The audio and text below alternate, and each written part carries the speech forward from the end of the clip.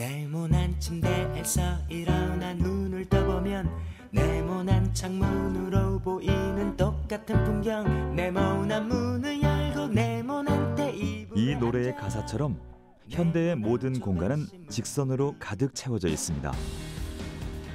하지만 생각을 바꿔보면 직선도 곡선의 일부분이죠.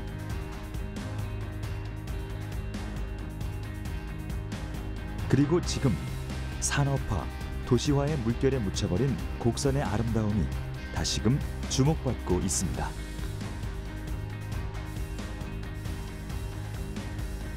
신이 만든 가장 아름다운 선.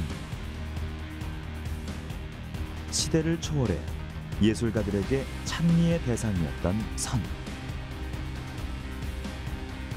휴식과 안정을 느낄 수 있는 치유의 선. 세상을 다르게 바라볼 수 있는 곡선의 힘을 만나봅니다.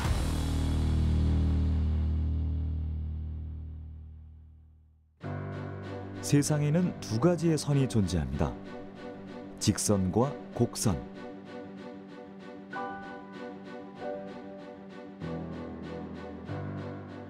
여러분에게 두 선은 어떤 이미지인가요? 현대에선 짧은 시간 내에 목표를 달성할 수 있는 직선을 편리함과 효율로 표현하기도 합니다. 흔히 직선은 직관적, 남성적, 엄격한 이미지를 나타내죠. 반면 곡선은 우아하면서도 부드럽고 유연하죠. 곡선은 자연의 선입니다. 그래서 위대한 건축가 가우디는 직선은 인간의 선이고 곡선은 신의 선이다라고 표현했죠.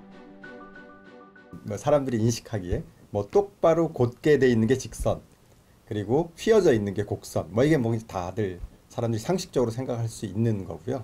넓은 의미로는 직선이 휘어져 있는 곡선의 한 부분으로 생각을 합니다. 그러니까 특별한 곡선 중에 특별한 게 하나의 직선으로 생각을 하기 때문에 넓은 의미로는 곡선 안에 직선이 포함이 되는 거고요.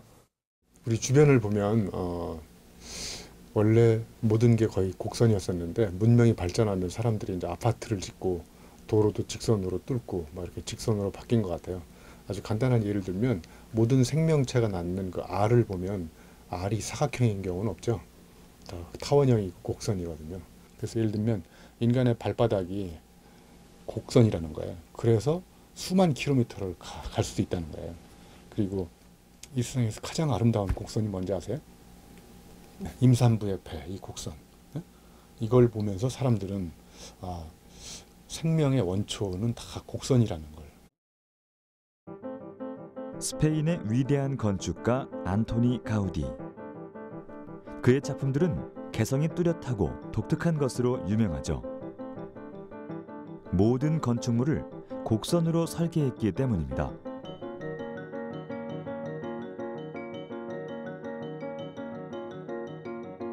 이를 통해 직선과 각이 절대적이었던 기존 건축의 개념을 송두리째 흔들어 놓았던 가우디.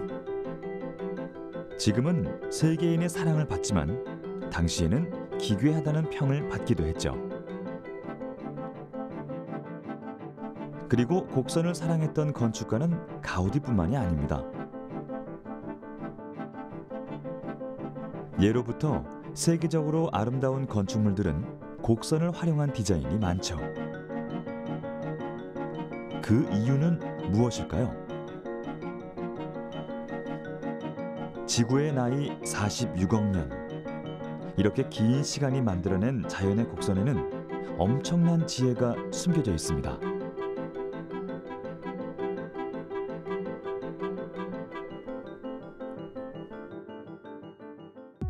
여기 직선과 곡선이 있습니다. 어디서 공을 굴려야 더 빠르게 내려올까요?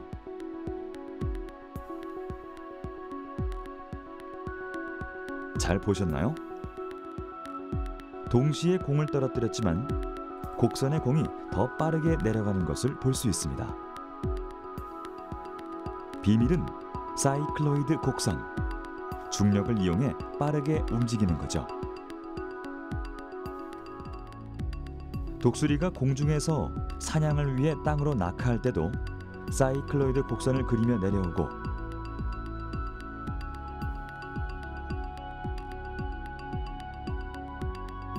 물고기의 비늘 역시 둥근 사이클로이드 구조입니다. 롤러코스터의 내리막길이 휘어진 까닭도 빠르게 내려오기 위해서죠.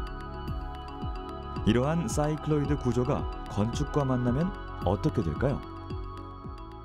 중력을 이제 요 사이클로이드 면에 수직인 부분하고 요 흘러가는 부분하고를 이렇게 쪼개쓸 수가 있는데, 요 쪼개지는 부분이 결국 얘가 가속돼서 얼마나 빨리 갈 수 있는 힘을 주는 거거든요.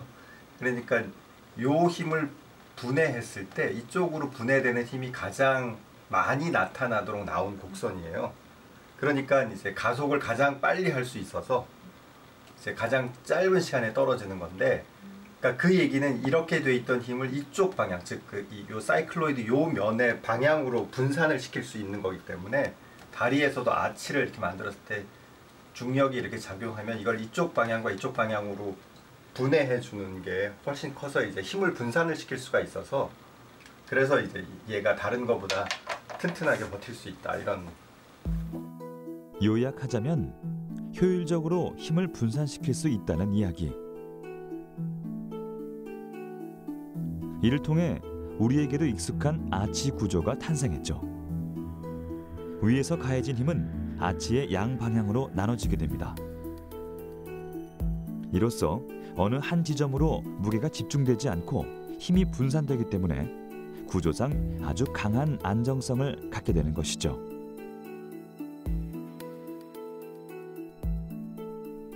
이러한 이유로 2000여 년 전에 지어진 거대한 건축물이 여전히 우리의 곁을 지키고 있는지도 모릅니다.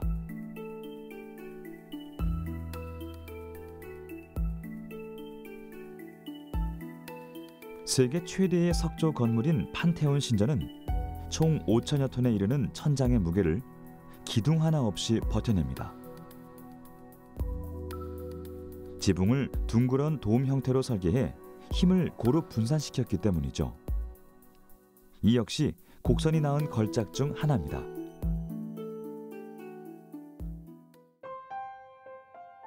일찍이 우리 선조들 역시 곡선을 지혜롭게 사용했죠. 목조 건물인 한옥은 빗물에 취약하기 때문에 지붕의 기와를 곡선으로 만들어 빗물을 빠르게 흘려보냈습니다. 부드럽고 우아한 곡선의 기와, 그 속에는 조상의 지혜가 담겨져 있었던 거죠. 천년의 세월도 견딘다는 전통 한옥. 그 아름다움 속에는 또 어떤 곡선이 숨겨져 있을까요? 여기 한옥을 되살리는 이가 있습니다. 전통 목공 기술을 가진 목수, 대목장입니다. 현재는 단 3명만이 그 명맥을 잇고 있죠. 잡아 당길 때 뒷다리 번쩍 들었다가 발이 놓으면서 연그지게. 중요 무형문화재 74호 최기영 대목장. 유네스코 인류무형유산으로 등재된 최기영 대목장은 조선시대 숭례문을 축조한 도편수 최유경의 후손입니다. 안동의 봉정사 극락전, 정읍의 내장사, 경주의 월정교 등 수많은 국보급 사찰을 그의 손으로 되살려냈죠. 50년이 넘는 세월 동안 전통 한옥 보존에 매진하며 아름다운 한옥의 곡선 위에 놀라움을 감출 수 없다고 말하는 그. 그렇다면 그가 말하는 전통 한옥의 아름다움은 무엇일까요?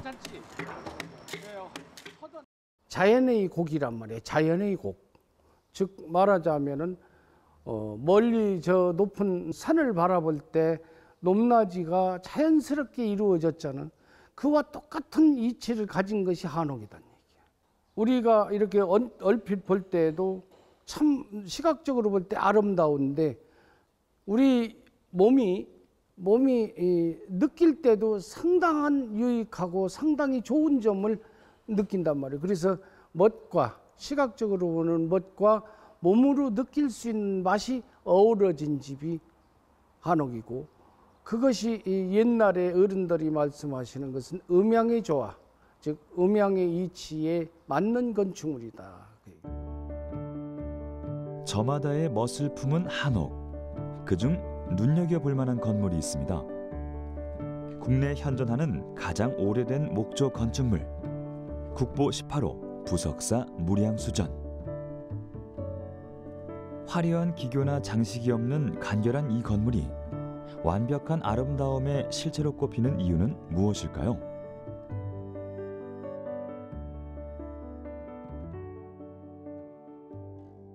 그게 옛날에 전통 용어로 항아리 기법, 배 흘린 기법, 배가 부르고 그 아래로 흘렀다고 해서 배 흘린 기법이에요. 그거는 고려시대 때 많이 이루어졌던 일들이에요, 그게. 그리고 곡선이라는 것은 이렇게 반듯하면은 뭐든지 수평이 되면 양쪽이 이렇게 처져 보이잖아. 이렇게 처져 보여요. 이게 수직선을 맞추더라도 위로 양쪽 귀가 이렇게 올라가 줘야 눈으로 시각적으로 이렇게 볼 때는 아, 이게 반듯해 보이지.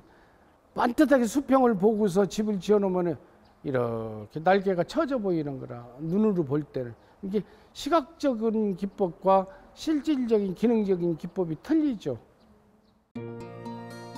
부석사 무량수전은 절제된 곡선미의 극치를 보여줍니다. 자세히 살펴보면 평면이 오목거울처럼 휘어져 있죠. 위나 옆에서 봐도 처마선이 곡선을 그리고 있습니다. 건물의 가운데보다 귀퉁이 처마 끝을 더 튀어나오게 처리한 안월이고, 건물의 양끝 기둥을 다른 기둥보다 약간 높게 세우는 귀솟은 기법을 통해 건물의 양끝이 아래로 처져 보이는 착시 현상을 막아냈습니다. 우리 건축이 지니는 참멋의 본보기라 할 수 있죠.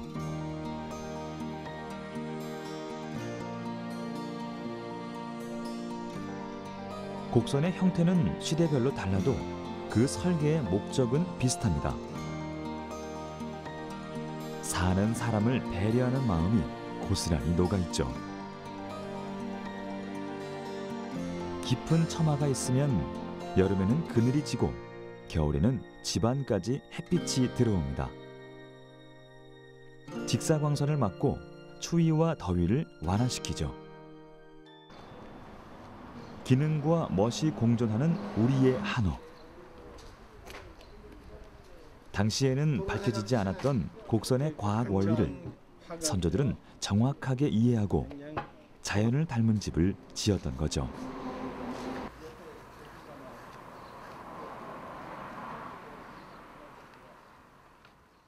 이 조화지, 이 길이도 크기도 전부 건폐율에 따져서, 건평이 크고 집이 크면은 웅장할 대로 같이 따라가 줘야 되는 거야.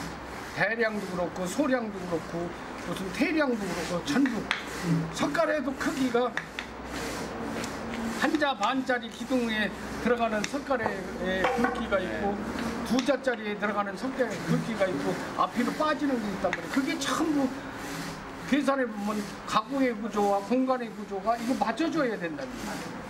이게 이 초화지도 그냥 이렇게 봐서 놈들 저 궁궐이나 이런 자 그리는 것처럼 흉내만 내면은 지금 말씀하신 그 꼴이 되는 거라. 그러니까 어우러짐을 근본으로 했던 조상들은 집을 지을 때도 계산된 선이 아니라 축적된 심미안으로 주변 경관과 가장 잘 어울리는 곡선을 택했습니다. 반면 현대 도시의 모습은 자로 잰 듯한 직선입니다. 그 속에서 전형적인 모습을 탈피한 곡선들은 더 특별하게 여겨지기 마련입니다.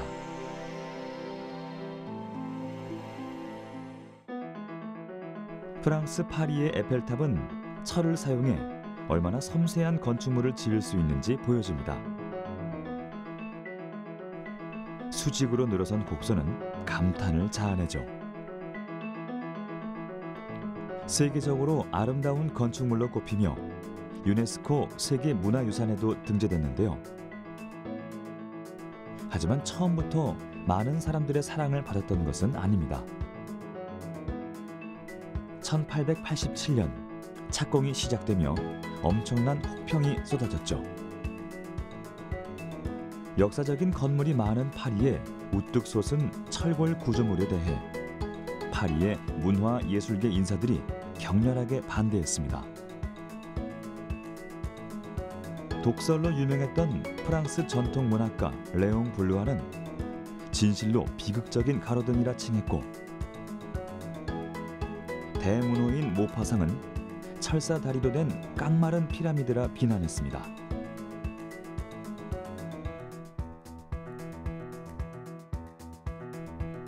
이런 혹평 속에 한때 해체 위기까지 겪었던 에펠탑.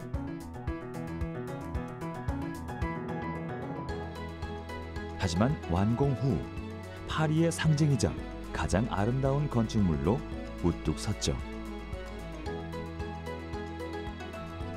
비난을 최고의 찬사로 바꾸며 에펠탑 효과라는 말까지 탄생시킨 건축물. 그 아름다움은 300m 높이로 상승하는 곡선에 있습니다. 바람의 힘을 이겨내기 위해 탑은 곡선으로 만들어졌죠. 이처럼 아름다운 곡선은 정형화된 도시의 이미지를 희석시킵니다.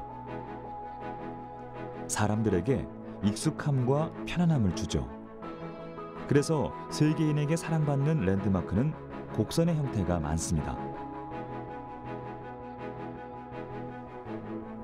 오늘날 실내 경기장으로 쓰이는 스타디움, 즉 돔구장은 고대 로마 시절부터 널리 쓰이던 건축 양식이 현대까지 이어진 경우입니다. 기둥이 없기 때문에 공간 활용이 편하고 많은 인원을 수용하기에 적합하죠. 미국 샌프란시스코를 상징하는 금문교 역시 예부터 사용되던 아치 구조가 현대에도 활용된 경우입니다. 거대한 다리를 짓는데 곡선 구조만큼 좋은 것은 없었죠.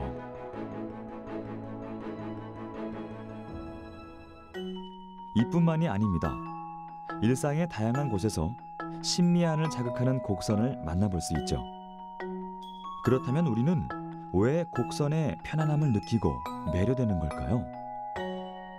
곡선 그 자체로 아름답기 때문입니다. 해바라기 씨앗의 나선 구조,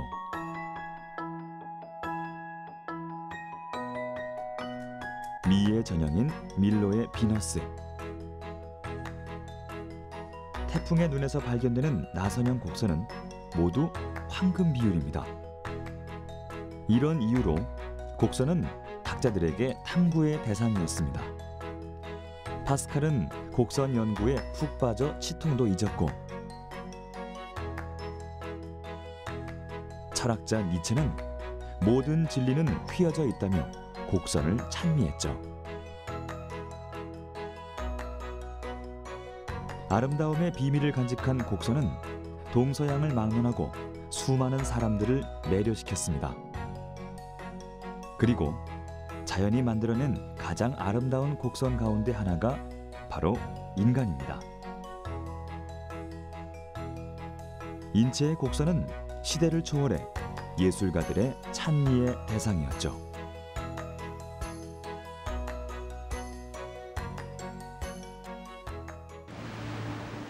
서울시 서초구에 위치한 복합예술센터. 연습실에서 국립현대무용단 소속 최수진, 성창영 무용가를 만났습니다. 올 하반기 동서양이 결합한 창작극을 선보일 두 사람. 한국 무용과 현대 무용, 두 세계가 무용수들의 몸 안에서 만납니다. 팔 사위나 호흡 등 한국의 미가 이번 공연에서 극대화될 예정이라는데요.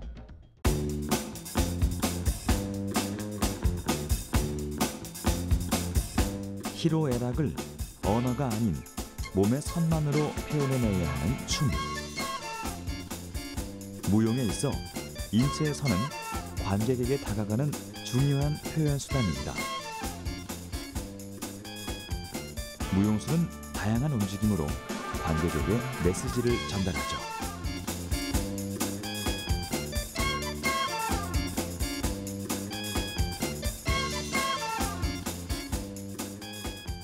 아무래도 근데 한국 무용은 이제 굴림이 되게 많아요. 그래서 이런 움직임 자체는 사실 굉장히 오랜 숙련을 통해서 나오는 어떤 폴드브라기 때문에 저희 현대무용수들한테는 그렇게 쉬운 작업은 아니었어요. 그래서 기존에 저희가 가지고 있는 그런 되게 파워풀하고 되게 직선적이고 어떻게 보면 바깥으로 내뿜는 그런 에너지로 많이 춤사위를 했다면 이번에는 힘을 굉장히 빼고 그다음 손끝도 굉장히 굴림이 많고 그런 것들이 굉장히 차이가 있어서 저희가 되게 많은 연습을 하고 있습니다.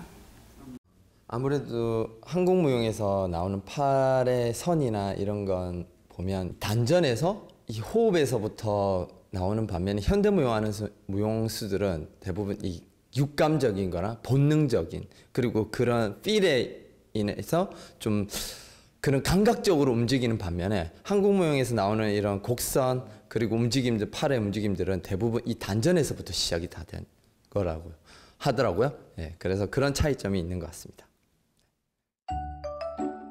그렇다면 인체의 선을 살린 동작을 살펴볼까요? 동작은 현대무용에서 되게 기본적으로 웜업을 할 때 할 수 있는 동작인데요. 서클링을 사용을 해서 상체를 크게 원을 그린다고 생각을 하고 몸을 돌려주시고 그다음에 풀리에 다리 밴드가 들어가면서 점프를 할 때도 마찬가지로 상체의 커브가 자연스럽게 이루어질 수 있도록 할 수 있는 동작입니다.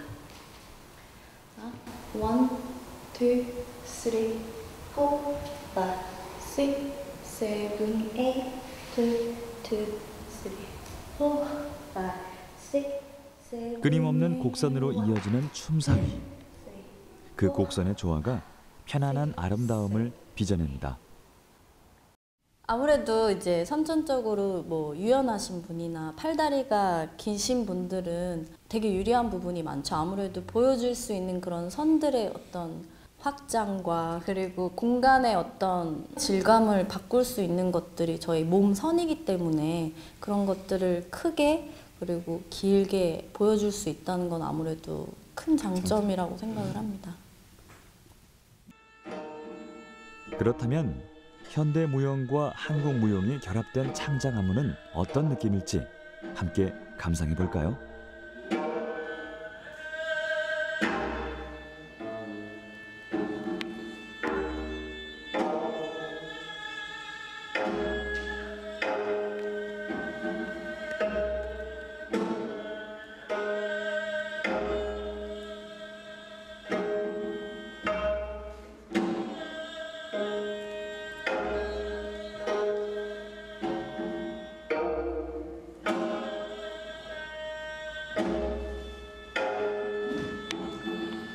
아름다운 꽃이 만개하듯 두 사람의 몸짓을 통해 피어나는 선.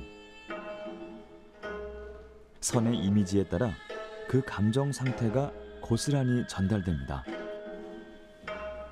그렇다면 두 무용수에게 곡선이란 어떤 의미일까요? 저는 사실 발레를 오래 전공을 했었어서 이제 발레야말로 굉장히 보여지는 선들이 아름다워야 되고 명확한 그 선이 가지고 있는 테크닉을 해줘야지만 훌륭한 무용수가 된다고 생각을 했었어요. 그래서 어렸을 때는 그 선에 대한 어떤 집착 그런 것들이 좀 되게 강하게 있었던 것 같고요. 또 전공을 바꾸고 현대무용으로 와서는 그 선을 어떻게 하면 무너뜨릴까에 대해서 고민을 많이 했던 것 같아요. 어떤 무용수로서의 곡선의 움직임을 생각한다면 저 같은 경우에는 곡선의 움직임을 정말 좋아하고 특히 그 곡선의 움직임이 최고의 매력이라고 하면 끊임없이 빨려 들어가는 매력이 있어요. 자연을 담고 신미안을 자극하며 세상을 다르게 바라볼 수 있는 사고를 열어주는 곡선. 그렇다면 우리는 왜 이런 곡선의 아름다움을 잊어버리게 됐을까요?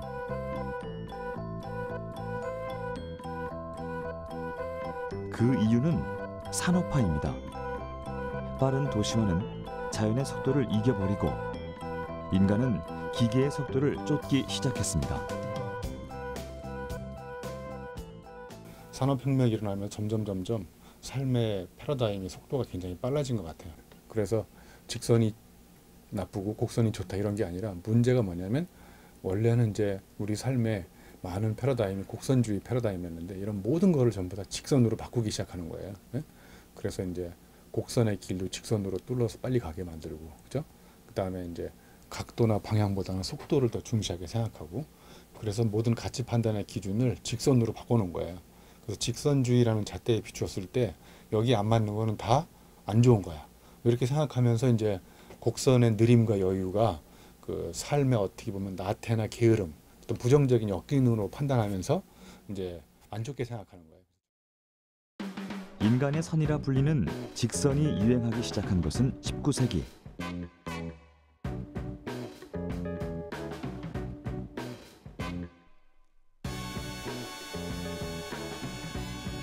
두 차례의 전쟁과 산업혁명으로 세상은 혼란스러웠습니다. 실향민과 노동자들이 대거 도시로 몰리며 도시 계획을 통해 좁은 땅을 효과적으로 활용하기 시작했습니다. 도시는 효율적인 직선으로 설계됐고 사각형의 상량값을 연상시키는 아파트와 빌딩들이 들어섰죠.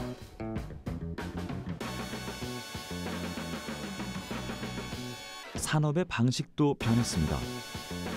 기계식 공장이 들어서며 대량 생산 시대가 열렸죠. 이윤 창출을 위해서는 빠르고 편리한 직선이 유리했습니다. 만들 수 있는 디자인이 한정되며 IT 기기도 자연스럽게 각진 형태를 따랐죠. 이러한 사회 분위기 속에서 우리의 삶은 빠르게 직선을 닮아갔습니다. 그리고 지금 곡선으로 회귀하고 싶은 사람들이 하나둘 생겨나고 있습니다.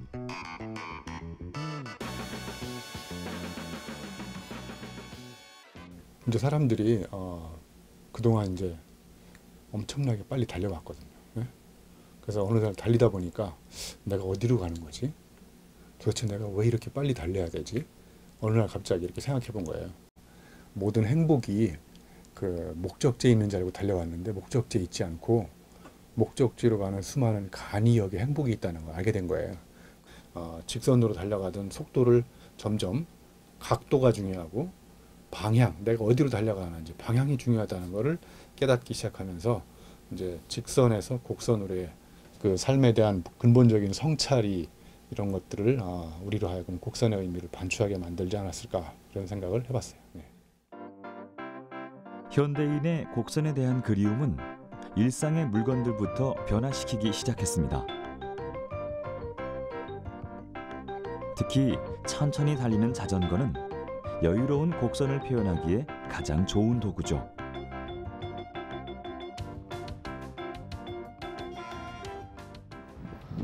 그리고 여기 멋과 개성을 지닌 커스텀 자전거가 있습니다.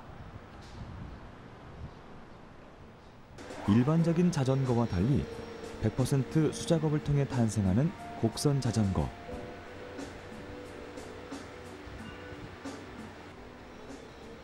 왜 이런 디자인을 만들게 된 걸까요? 제일 첫 번째는 신미성입니다. 그 기능 위주의 달리기만 하기 위한 자전거들이 이제 가장 효율적인 형태를 가지면서 너무 기능 위주로만 그 진화하다 보니까 이제 그 반대 급부에서 좀 더 신미성과 그 더 커스텀하기 좋은 형태로 그리고 더 아름다운 형태를 유지하기 위해서는 곡선이 반드시 필요하거든요. 앉아보시고 이거 지금 수리차 들어온 자전거인데 곡선 자전거는 마치 모터사이클처럼 무게 중심이 낮은 것이 특징입니다. 그리고 이제 달릴 때는 그 시야가 일반 자전거보다 훨씬 넓죠. 이렇게 달리기 위주의 땅만 쳐다보는 자전거랑 좀 잡고 있는 것도 되게 안정적인 것 같아요. 그렇다면 안정적인 곡선 프레임은 어떻게 탄생할까요? 핸들링 할 때도 훨씬 편하고. 일반적인 자전거와 달리 곡선 자전거 제작은 손이 많이 갑니다. 알루미늄이나 스틸 소재를 휘어내는 과정,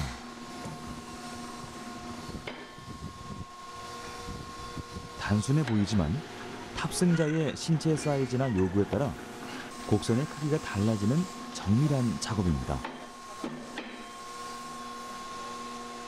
이렇게 탄생한 곡선 프레임은 확연한 장단점을 가지고 있죠.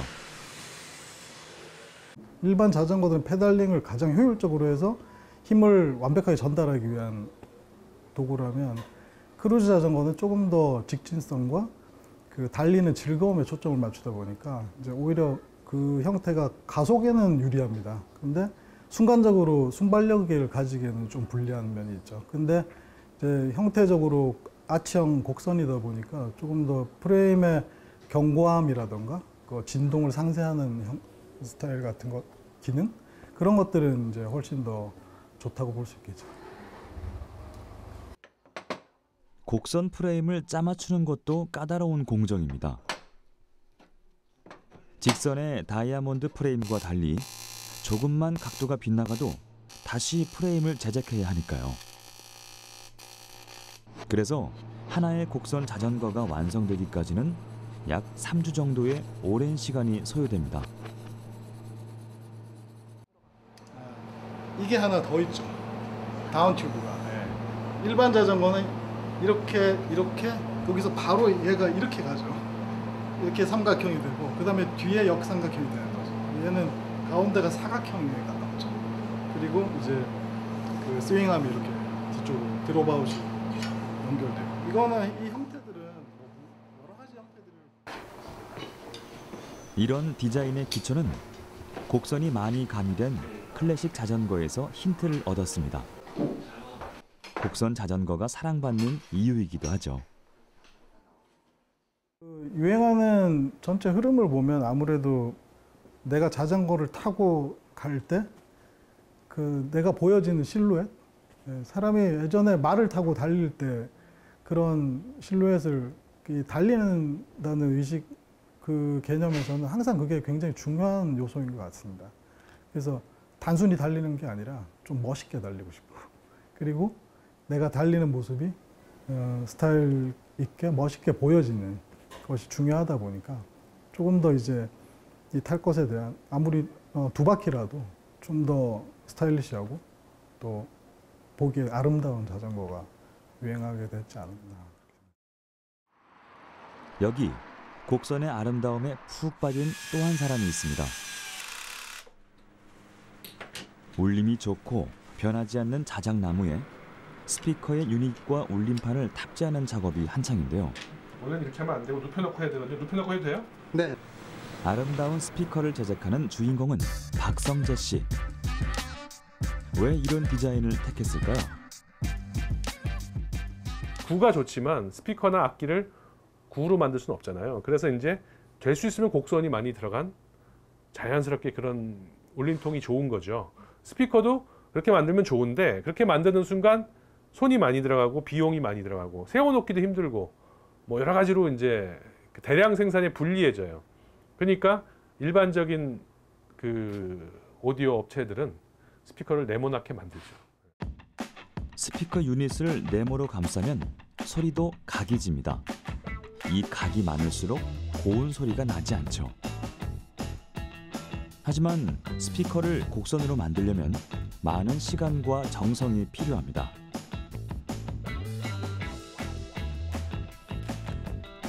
스피커 본질에 충실하자는 생각에서 나온 곡선의 디자인. 마치 하나의 예술 작품 같은데요.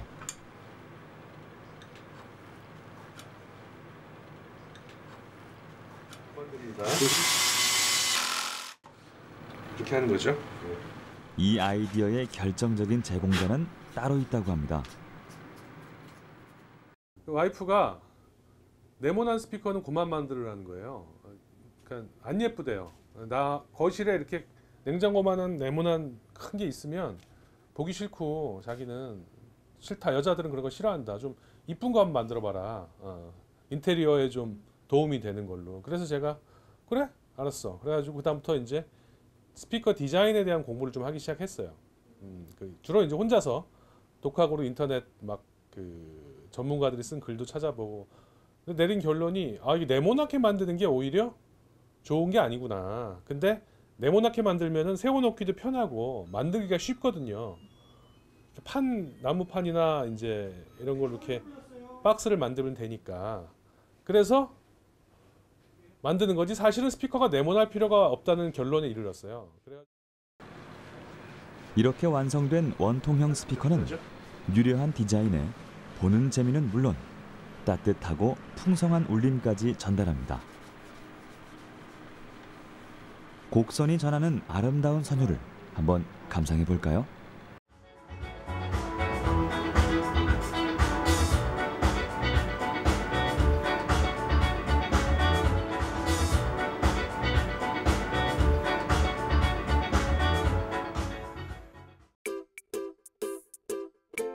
우리도 미처 알지 못하는 사이 생활 속 다양한 곳에서 직선을 곡선으로 되돌리려는 이른바 곡선 회귀 현상이 나타나고 있습니다.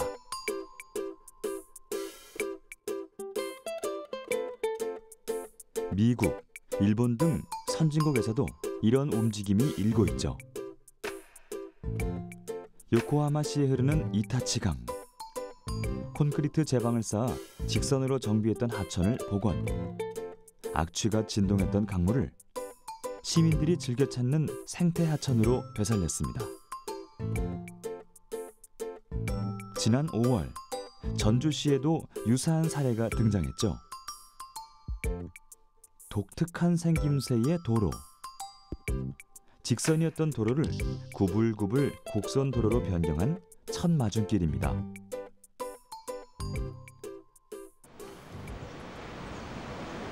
그 설계자를 직접 만나봤습니다.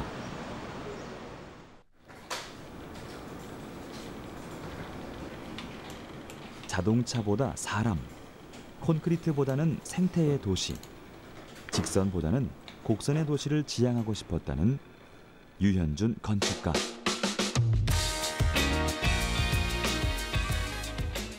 일단은 그 현대 도시들이 대부분 다 도로라고 하면은 다 어디론가 이렇게 빨리 가는 데 포커스가 맞춰져 있잖아요. 그래서 직선으로 되고 차선수도 상당히 넓게 만드는 쪽으로 지난 5, 60년 동안 계속 발전이 해왔어요. 근데 정작 그렇게 되면은 사람이 이동하는 사람만 늘어나고 그 거리에서 어떤 행위가 일어나는 장소성이 없어지게 되거든요. 황량한 전지역 앞 도로를 바꿔 도시의 첫인상을 바꿔보기로 했습니다. 이 지역으로 저희가 요청을 받은 거예요. 예. 지금 이게 저희 주변 환경입니다. 여기가 전주역이고요. 이용객이 뭐 6,500명 정도 돼요. 연 이동 작년에만 하더라도 엄청나게 100만 명 인구 그 관광객이 들어왔다고 들었는데 그 여기서 내려서 보통 여기서 택시를 타고서 그냥 딴 데로 가세요. 그 한옥마을 같은. 하지만 도로 디자인을 변경한 뒤 많은 변화가 일어났죠. 노란색으로 되어 있는 부분이 저희가 조성한 첫 마중길이고요. 일단 안 보이던 커피숍들이 많이 생겼고요.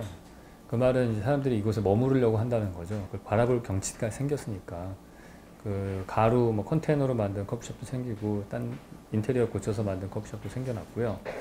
어떤 거는 갤러리하고 같이 생겨난 것도 있어요. 그리고 제가 알기로는 거기 주유소가 하나 있는데 그거는 팔려서 곧 거기 호텔이 들어선다고 들었고요. 이곳이 예전에는 거기 보면 모텔이 몇 개 있어요. 근데 그 정도의 상권이었다가 이제는 전주역에서 내리는 그 외부 관광객들이 정주할 수 있는 그런 시설들이 생기는 거죠. 그 사람들이 거기 머무르게 되면은 그 사람들을 위한 상업시설들이 아마 그 옆에 또 생겨날 거예요. 전체적으로. 그런 변화가 이제 시작됐다고 생각을 합니다. 8차선 도로를 6차선으로 바꾸고 중앙에 폭 20m의 광장을 조성했습니다. 또 자동차의 속도를 줄여 안전한 도로를 만들기 위해 기존 직선형 도로를 완만한 곡선으로 바꿨죠. 그 요시노부 아시아라는 분이 쓴 책이 있어요. 건축의 외부 공간이라는 책이 있는데 그분이 거기서 이 도로를 직선이 아니고 곡선으로 만들게 되면은 그 차량의 속도가 다운되고 주변의 인도가 더 좋아진다. 뭐 이런 얘기가 그 책에 나오거든요. 그건 이론적으로도 이미 그 옛날에 나왔던 얘기고요. 그거를 적용한 사례가 그 서울의 이화여자대학교 앞에 상권 길이 있어요. 그 옛날에 그 4차선 도로가 이렇게 갔던 곳인가요? 근데 거기가 1차선 도로로 바뀌고요. 2차선 도로였는데 거기가 1차선으로 바꾸고 약간 꼬불꼬불하게 만들었어요. 원웨이로 만들면서. 그런 게 좋은 사례가 하나 있고요. 유사한 사례로 국내에 또 하나 있다면은 광화문 광장이 있을 것 같아요. 그게 16개 차선인데 6개를 줄여서 12차선으로 줄여서 66으로 바꿨거든요. 광화문 광장의 가운데에다가 이제 기다만 광장을 만들었죠. 근데 그게 이제 절반의 성공이라고 생각을 해요. 왜냐하면은 6차선으로 돼 있기 때문에 사람들이 잘 건너가지지가 않습니다.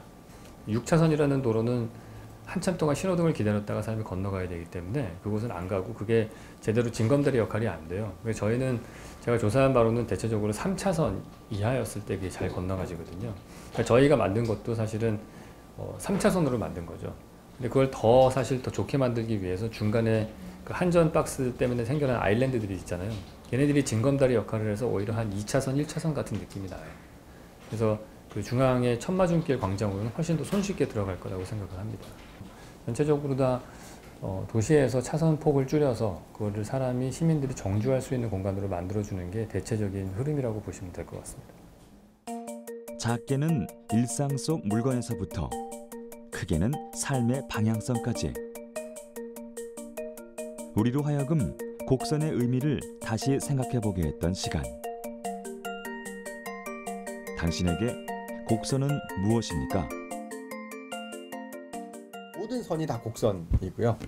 그다음에 조금 넓은 의미는 직선이 아닌 선은 모두 다 곡선이고, 하지만 사실은 아이들이 낙서하듯이 그리는 선도 곡선이잖아요. 근데 이제 이런 곡선들은 특별한 의미가 있는 곡선인 경우도 많이 있어서 제가 생각하는 곡선이라고 하는 의미는 이 자연계를 구성하는 기본 단위, 그게 이제 곡선이 아닐까 하는 그런 생각을 합니다.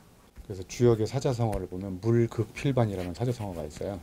사물이 극에 달하면 반드시 반전을 일으킨다. 그러니까 이렇게 우여곡절 파란만장하다가 이런 체험이 누적되면 어느 순간에 양쪽 축적이 질적 반전을 일으키면서 이제 엄청난 창의력의 스파크가 튀는 거예요. 그래서 많은 사람들한테도 곡선의 의미는 체험의 누적, 축적이 결국은 우리가 원하는 어떤 결정적인 순간에 그 꽃을 피울 수 있는 그런 힘이 또는 또 곡선이 아닐까 이런 생각을 해봤어요. 네. 우직지게 돌아가는 길이 더 빠른 길일 수 있습니다. 직선으로 질주하는 속도를 멈추고 다르게 생각할 수 있는 가능성의 시간은 잠시 쉬어가는 곡선에서 비롯됩니다. 너무 빠르게만 달려온 지금, 세상을 다르게 보는 지혜를 발휘해야 할 시간이 아닐까요?